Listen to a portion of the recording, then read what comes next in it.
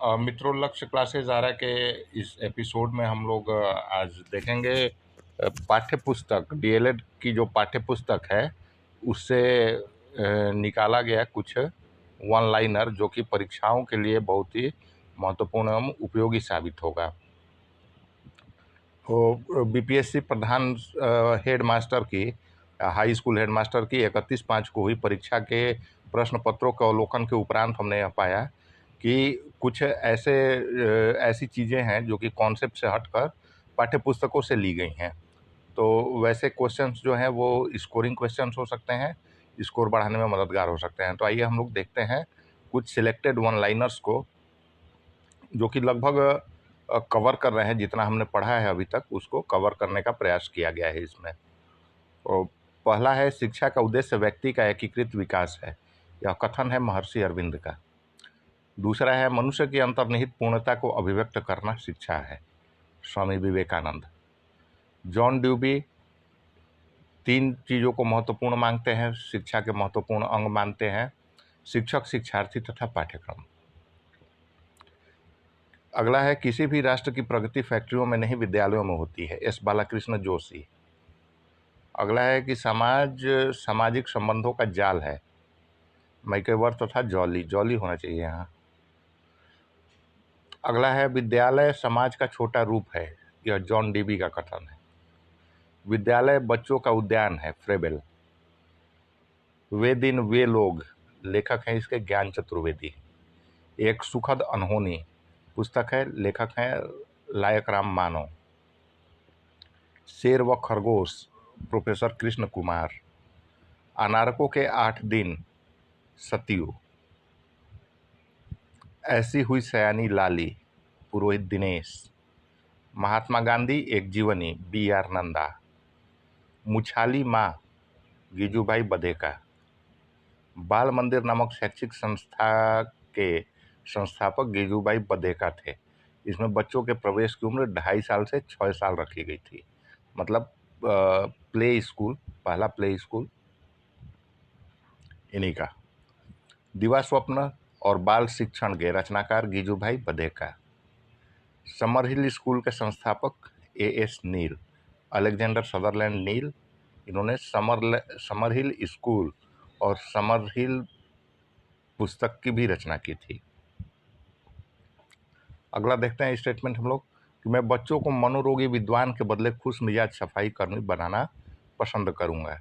यह स्टेटमेंट है A S. Neill का। Sutherland Neill. युवा अधिकारों व विद्यालय विहीन आंदोलन के जनक जॉन कॉडवेल होल्ट।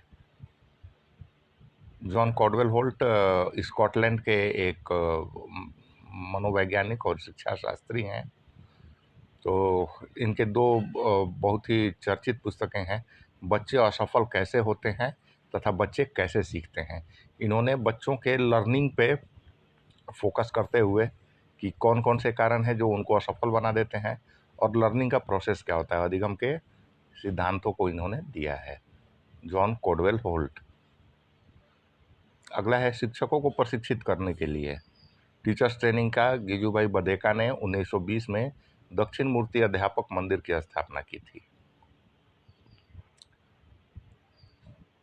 काबुली वाला, मास्टर साहब, तोता तथा पोस्टमैन रविंद्रनाथ ठाकुर की शिक्षण व्यवस्था पर तंज करती हुई रचनाएं थी। तत्कालीन शिक्षा व्यवस्था जो थी उस शिक्षा व्यवस्था के विरोधी थे, जैसा कि हमने पढ़ा है इनके शैक्षिक दर्शन में।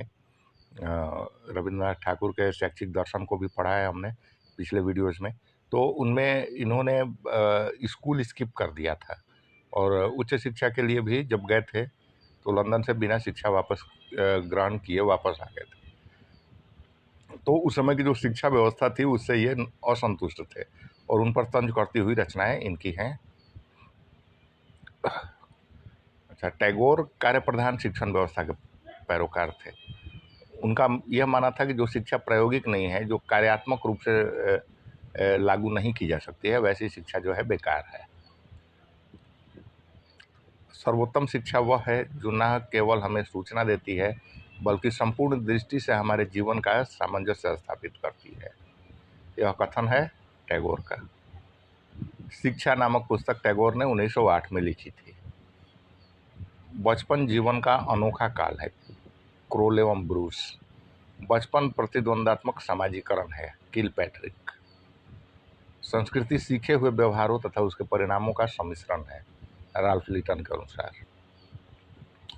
यौन अंगों का विकास मुख्यतः पूर्व किशोरावस्था में होता है। ठीक है। सेंचुरीज ऑफ चाइल्डहुड के लेखक हैं फिलिप एरिज। बचपन की आधुनिक अवधारणा के संस्थापन का श्रेय रूसो को दिया जाता है। फ्रांस के दार्शनिक थे रूसो। 1930 का दशक बच्चों के साहित्य के लिए स्वर्णकाल था। 1930 का दशक भारत में खास करके बच्चों के अधिकारों और उनके शिक्षा के ऊपर बहुत सारे कार्य हुए हैं और बहुत सारी बाल साहित्य की रचनाएं हुई हैं। बालकों के शिक्षा और शैक्षिक परिदृश्य को बदलने की, उनमें सकारात्मक परिवर्तन लाने की काफ़ी कोशिश हुई है, इसलिए इसे हम लोग बाल साहित्य का स्वर्णकाल भी कहते हैं। इन्वेंशन ऑफ चाइल्डहुड कनिंघम द्वारा लिखित है। बचपन एक प्राकृतिक घटना न होकर समाज की रचना है, फिलिप एरिज। अगला देखते हैं हम लोग कि बाल मजदूरी की सजा 20,000 से 50,000 जुर्माना तथा 6 माह से 3 साल की कैद या दोनों हो सकती है। पोक्सो कानून 2012 में बना था। राष्ट्रीय बाल अधिकार संरक्षण आयोग की स्थापना 5 मार्च 2007 को हुई थी। बाल अधिकार सम्मेलन 1989 में 18 वर्ष से कम उम्र के व्यक्ति को बच्चा माना गया है। बाल अधिकार दिवस 20 नवंबर को मनाया जाता है। संविधान के अनुच्छेद 243 जी के तहत पंचायतों को बाल अधिकारों के कार्यान्वयन के लिए अधिकृत किया गया है। बाल अधिकार जो है उनका सही कार्यान्वयन हो और ग्राउंड लेवल तक पहुंचे, इसलिए पंचायती राज संस्थाओं के माध्यम से बाल अधिकारों के कार्यान्वयन एवं संरक्षण का जिम्मा दिया गया है संविधान के अनुच्छेद 243 जी के अंतर्गत। यूनिसेफ के अनुसार विश्व में कार्यरत कुल बाल मजदूरों का 12% भारत में कार्यरत है। विश्व बाल रक्षा दिवस प्रतिवर्ष 1 जून को मनाया जाता है। अनुसूचित जाति तथा जनजाति अत्याचार से सुरक्षा अधिनियम 1989 में लागू किया गया था। बिहार में मुख्यमंत्री मेधा छात्रवृत्ति योजना 2008-9 से लागू की गई है। किशोर न्याय अधिनियम 15 फरवरी 2016 से लागू हुआ। इस अधिनियम में 10 अध्याय तथा 112 धाराएं हैं। तो इस तरह के वन लाइनर्स जो हैं वो काफ़ी महत्वपूर्ण हो जाते हैं। वीडियो के नीचे डिस्क्रिप्शन बॉक्स में इसका लिंक भी दे दिया जाएगा। इसको अगर आप डाउनलोड करना चाहते हैं डाउनलोड करके रख सकते हैं। ये वन लाइनर्स जो हैं काफ़ी महत्वपूर्ण हो सकते हैं आगामी परीक्षा में। और हम लोग कोशिश करेंगे कि चैप्टर वाइज जिस तरह के वन लाइनर्स जो कॉन्सेप्ट में कवर नहीं हो पाते हैं, तथ्यात्मक जो बातें हैं फैक्चुअल, उनको हम लोग वन लाइनर्स के रूप में लेके आएंगे। और जो ये बातें हैं कॉन्सेप्चुअल बातें हैं उनको वीडियोस में डिस्कस करेंगे। तो एक टॉपिक के ऊपर 2 चीज़ें हो जाएंगी, एक कॉन्सेप्चुअल हो जाएगा जो वीडियो में और दूसरा फैक्चुअल हो जाएगा जो कि वन लाइनर्स में हम लोग लेके आएंगे।